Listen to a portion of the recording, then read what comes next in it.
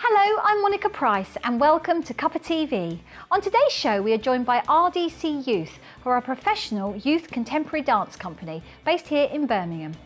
Also on today's show I chat to Jonathan Rendell and Ewan Thompson from Tivoli Hauntings, who investigate past life paranormal activity at Tivoli Theatre in Wales.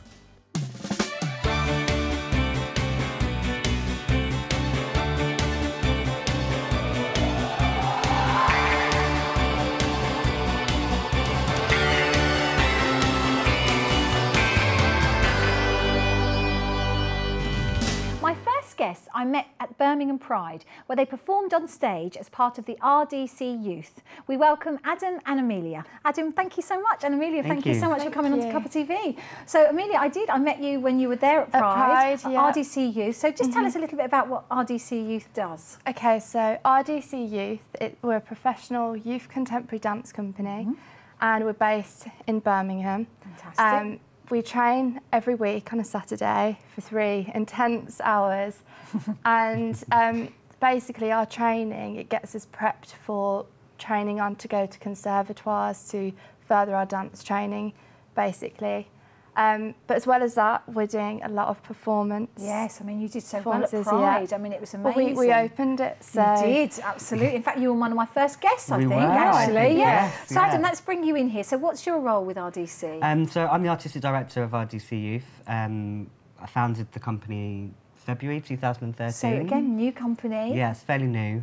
I train them up at a pre-vocational level, so I'm training them to get them ready for applying for conservatoires, mainly in the UK, but across Europe as well. So brilliant. And so it's a serious business what you're doing. You've got serious training, but having a little bit of fun by doing all these lovely shows as well. Performances, yes, which is wonderful. So tell us what it was like at Pride, Adam. What was it like for you to be there and to open up Pride? Pride's great, and it's a good opportunity. It's unheard of for a youth company sometimes to attend these certain events. So we've got a big focus at the moment working on LGBTQ projects for both the youth company and the professional company. So yeah, it was great to go back. It's our second year at Pride, and we're hoping to have an ongoing relationship. But you were very well received. I mean, you know, the crowd just loved it, which is great. And what was it like for you? Because you performed, obviously. Yeah, it was incredible. It was amazing. You know, we've got a current project that we're doing called What Sexuality Is Love. So performing at Pride and being at Pride, it sort of forms part of our research as a company. Is that something very important to you, Adam? Do you know, to keep an eye on what's happening, really, the trends and what's happening in the dance Yes, world? It's very important for me to work on projects that are topical subject matters at the moment. I like the youth to be engaged and educated about future decisions that are happening in trends, and particularly in this country. So I like to have thinking artists rather than just turning up and having some fun and making a bit of work that has no real meaning. I mean, it was wonderful because you were part of our Birmingham Pride special. We had a Cuppa TV Birmingham Pride special, which I'm sure you've watched. Last week, yes. So, you know, that's only just gone out. But, I mean, the whole event was simply a really good event. I mean, a great line of artists were there. Yeah, brilliant So lineup. how was it, you know, for you and the dancers to be involved with such, you know, some really top stars? I mean, Jess Glynn, Karen Harding, M.O., Union J. I mean, you had them all there this year. Boney M as well. Boney M. Yes, must forget Boney M. I'm surprised you know Boney M. But it's wonderful that you do, because I interviewed Boney M, of course, which was great. But again, what was it like? You know, was it something you thought, this is just great? I'll let you answer. It's just brilliant, you know, because we get so many performance opportunities. But at Pride, you know, when I went there, because it's my first time performing there, like the vibe was just incredible, really, and it really did feel like a community there. Yeah. It's not just with the dancers, but everyone, like, we were accepted really well amongst the audience members, and like people coming up to us asking about our company. Yes, and it was all those people trying to, you know, to ask you about it. I mean, that's the serious side of it. I mean, it is a business, and there's a serious side to what you do, Adam, isn't there? So for those of you, viewers perhaps who are not, you know, perhaps familiar with what you do as a dance group, and maybe it's for the exams kind of thing, tell us a little bit, take us through a little bit about what that actually involves. Okay, so we have an annual audition for potential company members. This year it's going to be in September. Right. At our studios in Digbeth. We meet weekly on a Saturday for 3 hours. We train in ballet and contemporary, so lots of different genres within contemporary. We have active industry professionals come across from London, from Manchester. We've had choreographers from Spain this year come over and make some work with us, which will be in a show later on this year. So I tried to get them to work with as many artists as possible and get a feel for the dance world that they want to be entering into. So because dance can be very different, can't it? It can be very different. You know, there's all different types of dancing. I mean, there's salsa springs to mind. Of yes. But, you know, there's reggae, there's hip hop, there's all sorts of so many different genres. Things. So in the genres, when you're looking at as a student and the students that you work with, do you pick a particular genre that you like and then sort of focus on that, or is it you just do the whole sort of selection of them? How does it work? We mainly concentrate on ballet and contemporary. So we're looking at the two foundations to get you into a conservatoire or a university in the UK. But there are dancers in the company that do lots of other styles. So they do disco dancing. We've got some Olympic champions in gymnastics. We've got some ballet associates. So there's a lot of people doing lots of other things. And with RDC, we kind of bring that into a professional element, so we give them all the performance opportunities. So do you work with any professional bodies, Adam? Are you sort of linked to colleges in the UK? Or? No. But would you like to be? It's something I've been looking into. It's something that I need to investigate a little bit more. But RDC Youth alumni have been successfully getting into the top 3 conservatoires in the UK. A couple have gone into Institute of Arts Barcelona and Sitges in Spain. We've just got a young boy that's just got into Elmhurst Ballet School in Birmingham. So yeah, we're doing So you're doing very well. Yeah. And how many's in the group, Emily? How many do you have at the moment? 16 at the moment. Yeah. And is that sort of is there a figure where you can go no higher, Adam, or how does it work? I aim for around between 15 to 20 each year because I like. Rather than have lots of people that I can't work with one-on-one, I'd like to have less numbers so we can get to the quality of the training. It's quite intimate actually, with the number of us. Yeah, because that's quite a good number, isn't it? Yeah. And what ages are they? What ages? It's from 13 to 21. 13 to 21. So, so anyone within that age group, boy or girl, can come can audition and then hopefully be part of what you are. And then you've obviously got shows coming up. So tell us a little bit about what you've got coming up. This year there's something on my table. Yes. Just checking. Here it is. Here, look. This year we are returning to Birmingham Fest, which is a relatively new festival. That's a new festival actually in Birmingham, isn't it? Yes. Yeah, we performed the first year, so Birmingham Fest started the same time we started, actually. How lovely. And in our first performance there, we won show at the festival for the whole festival. Emergence. Yeah. So we've been back every year, and this year we're amalgamating with another youth company. So we've got 2 elite youth companies joining forces this year. They're called ACE. I was going to say, what are they called? ACE Youth. So you've joined forces with them, and then you're going to be performing? Be performing 1 hour of quite high talented youth work, at the Crescent Theatre. And it's on the 19th of July. 19th of July, so coming up very soon. And again, it's what are your expectations, Adam, for that? What do you want to gain out of that? This is turning into our annual showcase, actually, because it's a nice time of the year. It's the end of our summer term, and this is normally our last performance. We do a couple afterwards, but this is our last one to finish the year off. So this is a nice send-off for the people who are leaving. It's a fantastic vibe for Birmingham. I think this is a great platform in Birmingham. It needs something like this, something akin to Edinburgh Festival needs to happen. So I'm glad Birmingham Fest is happening, and the company love it. Yeah, definitely. And for you, Emily, as a dancer, how long have you been dancing? Well, I've been dancing since I was 6 years old, but I didn't start in contemporary and ballet. I was an Irish dancer. Oh, wow. And then when I got a bit older, about 12 years old, I went to one of Adam's classes, weekly classes, and I met him there, and then I auditioned for the company, and then I was fortunate enough to get in. So I'm purely concentrating on contemporary now. So, yeah. And what are your hopes for the future? Hopefully, what would you like to do? We've just been discussing this on the train. Yeah. Share with us. There's nobody watching. Nobody can hear us. I'd like to get into a conservatoire.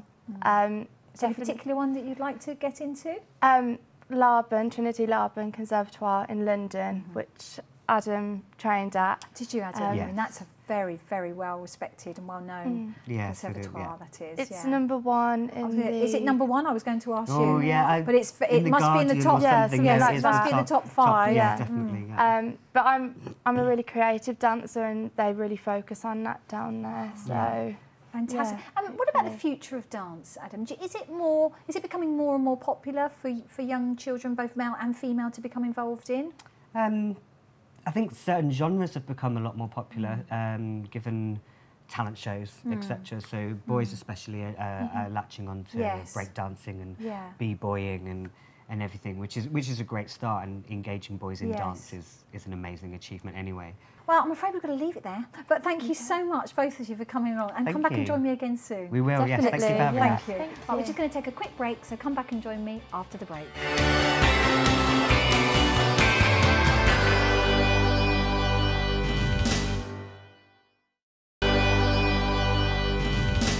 Welcome back to Cuppa TV. I'm now joined by Jonathan Rendell and Ewan Thompson from Tivoli Hauntings, who investigate past life paranormal activity at Tivoli Theatre in Wales, where I recently joined them to talk about exactly what they do.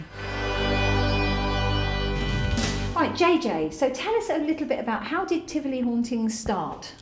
It happened in October last year. Right. I was at a rock gig. Yeah. And I remember the lead singer shouting out, "I believe this is a haunted venue." Oh, really? And I went, light bulb went off. Yes. And the next day I've contacted the boss and said, "Let's do ghost hunting." Oh, fantastic. And I said, "We'll get most haunted in and it'll work." And he went, and that's he let me go. He just let me go for it. And then how did you get involved? Well, it was JJ that called me, and we started chatting about ghost hunting, and basically he said, "Do you fancy coming in and having a chat with us and having a look around our venue and seeing, exactly what spirits are here, and seeing if it will really appeal to the public?" Now, you're a professional medium, aren't you, Ewan? So just to explain to people who don't know what that is, what is a professional medium? When I'm working, there's very differences in the mediumship area. I'm very much a paranormal medium, right? Which mainly I focus on is the history of buildings and looking at the spirits that are in them. Right. Okay. Whereas the separation is between platform mediumship and readers. I do readings, but my love is doing the ghost hunting. And presumably that's why you came here, because it's a beautiful old theatre. I've never been here before, but it is a beautiful theatre. And how old is it? How old is the theatre? 1925. 1925. Yes. So I should imagine there's lots of history then. There is. Are you picking up on that?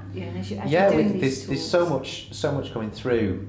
Previous to the 1925, there was a building here in 1880. I'm not quite sure what happened to the building at that point before it was rebuilt, but what we found is that there's some interesting characters that do date back to those times, just before 1900, and sort of communication with them, it's very theatrical people, they've got big headdresses, loads of makeup, everything really, and so it's a very showy thing for them. A lot of the time when we look into the mirrors and things and we ask to see faces, it's very similar faces that we always see come through to us, and it's always the people who've been performers. Yes, isn't that amazing? Now, for the sceptics out there, JJ, what would you say to them? Because there'd be people looking and saying, "This is just a load of nonsense." We get it a lot. Yes. And I would just say, come. Just come and see for yourself, try out. And if they leave believing, that's great. If they don't, they plan to have a great time. And when you do the tours, tends to be at night, or is it done in the day? When do you tend to night. We look at starting between 8, 9 o'clock. Why is that? Is that for any reason? Why do you do them at night? Yeah, well, what it is we were talking about this earlier actually with some other people about the darkness, when your senses come alive. Yeah, but they are heightened, aren't they, in the dark? Is that true? I've heard that. True, I don't know if that's true. Right. I mean, we find we're really lucky here because we don't have that many windows in the building. So even in the brightest of sunshine days, it's still dark in the building. And you still have to carry a torch around with you, which lends itself to what you're doing. So when you look at the light, and some of your senses are dulled in light, but when you go into darkness, you're more aware of your body's own feelings. Your gut feelings around your body. One of the main things I tell people is when they go into the dark, is I speak to them and say, when you've got a loved one that you can't explain the love about, or when you give birth to a child and you can't explain what the bond is there, that's the feeling that you get, the gut feeling. So if you're picking up on things in the dark, it's another one of your senses you've just got to be aware of. Exactly. I mean, it's a fascinating subject, JJ. Do you find now you've got involved with the hauntings, do you find that you're just almost obsessed with it? Oh, yes. Yeah, that's a definite yes. Yes, my other half. Yes. Well, that's all I talk about is Do you have a life now? No, I live here now, yes. basically. And you just come and stay all the time as well. Just stay for a few hours. But I mean, you obviously enjoy what you're doing. I mean, what is the hope for Tivoli Hauntings? What do you hope to achieve with them? What would you like to do? Just basically more regular ghost hunts and different kind of events as well. We want to change it so that people can come back and experience a different event in different rooms. Or we were talking the other day about dressing up women, the occasion of... Yes. Yeah. And you've got loads of rooms here, haven't you? Exactly. Loads of rooms, because I've just been around the theatre, and it is a beautiful old theatre, there's no question about that. And it lends itself almost to what you're doing. Yeah. But would you consider going to another venue? Because I know Yeah, that we'd you love work to. in other We'd love venues, to, don't because you? what you find is that you try and adapt for your customer base, and when the customers come in, you know, they come hunting and, you know, they'll look around and, you know, they'll do 3 or 4 ghost hunts. What you found is you need to give them some enthusiasm. So like JJ said, you know, you give them some other things to do, you know, you add some dress-up nights in, and they love that kind of thing because you're getting into the character, and sometimes the spirits come out for that. But we do find that, you know, after a while we chat to the guests and things, and lots of them come up with suggestions. Oh, have you been here? Have you done this? What about that place? So then we take on the information from them and say, right, well, let's go and find these places, and we'll work together and take them. And what's the scariest thing that's happened here at the Tivoli, in one of your haunts?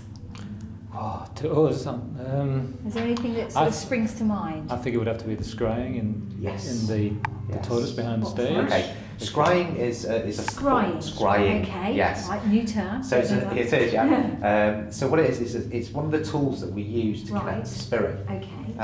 What we do is we stand very calmly and very relaxed, and we stare into a mirror. Right. And you can use all sorts of things for it. You know, going into the past, a lot of people used to use sort of quartz spheres for, you know, the gaze over the crystal ball kind of thing.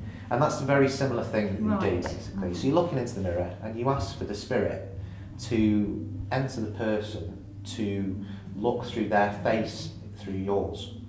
So you ask them to come through and they show their face and it comes through slowly. So you start to see people's cheekbones shape change, the mouth shape change, the eyebrows, and everything just seems to change and morph into another picture. It's really good. We find that there's a number of spirits here that really come through. That. And what's that called? Scrying. Scrying. That's an unusual term, isn't it? It is. Scrying. So that's it. I mean, but the future then, you want to do more of what you're doing, and you've engaged with the local community. I know, JJ, lots of people come, don't they, from the local community and join you. And what's their reaction been to it? Well, it's great that we're doing something for the town, really, and North East Wales in general. Exactly. Yes. There's not a lot to do in the area, and we're adding something different. It's another case of entertainment, really. It's like the movies or going for a meal. Yes. Come for a ghost hunt. Go for a ghost hunt. That's it. It's great fun, and you meet great people. You're the new 21st century Ghostbusters. This is who I'm standing with now, absolutely. But it's been a pleasure to talk to you. Thank you both so much. Thank you for coming on to Cuppa TV. We're going to leave you there for just a minute. We'll be back in just a second. Well, I'm Monica Price, and for Cuppa TV, I'm here with the wonderful Tom Bailey. Tom, it's just fantastic to see you. Thompson twins, of course, is how we know you, but you're here today at the Tivoli venue. So what's it like being back on the stage, Tom? Because I know you're still gigging. That's right. Well, last year, for the first time in, I think, 27 years, I made the decision to jump back in and start singing those songs from the Thompson twins days. And I was a little bit hesitant, but it turned out that it was a lot more fun than I even thought it would be. So here we are the following year doing festivals in the UK, and we're starting, this is really a kind of warm-up night for us here in the Tivoli, and it's going to be great fun. It's going to be great. I mean, the audience is just, you've got a big packed audience out there, and I know you're just about to go on stage, so, you know, I appreciate your time. But what's it like, though, being back on the scene, Tom? Do you miss it when you was away? I didn't really, because I think I needed a break from it anyway. But perhaps I was a little bit in denial as well and thought, you know, I don't need to do that anymore. But there's something about being, you can't deny if you're a creature of the stage, as they say, and it's just great fun to get back on and do it. Yeah. But more than that, it's reconnecting with the fans via this catalogue of songs that were, they were fantastic songs for me and for them. Yes. So we have this big thing in common. Yes. And it's a bit like an eternal high school reunion. You're constantly bumping into people that you remember from back then, I mean, you've toured with some great. greats. I mean, you toured with the Police. Yeah. I mean, you've been in America, for those of you who don't know you, I mean, you've had a great musical career, and which still continues to be so. So I think that's a credit to you to think, you're still here, still showing the young artists, but it's the young artists will follow people like you though, Tom. Do you find, are you working with any young artists at the moment? Yes, well, of course, I meet young artists all the time. I'm not working with any specifically at the moment, but I think it's an incredibly tough moment for young artists. Everyone is expected to work for exposure, and I don't think that's good enough. They've got to put food on the table as well, Yeah. And it's because of the corporatisation of the music business. I think it's a tough place to start. Do you think it's changed? Do you think it's changed the music industry? Yes, it has changed, almost out of recognition for me. I wouldn't know where to begin now, to be honest, because I knew in the old days it was about writing a good song, recording it well, getting it on the radio, and then on the TV, and then with any luck things would go well. Yes. But now you've got to win talent competitions and different which, is great for some people, but also it's demeaning for some artists to have to go through that procedure just in order to get a chance, because what they do, their creative spark, is the valuable thing, not the exposure, not the celebrity. So, once you get me started on this, I could talk too long. Oh, fantastic. Well, you'll have to come into the studio, Tom. Okay, It'd be that wonderful would be a for pleasure. you to come in and talk on Cuppa TV. All right. It's been an absolute pleasure to meet you, and Fantastic. thank you for having, spending some time with me. And I know Tom's just about to go on stage now, so Gotta we'll go let and him get go. changed, yeah. He's got to go and get changed. So thanks very much, Tom. Pleasure to meet you. Thank you. Take care.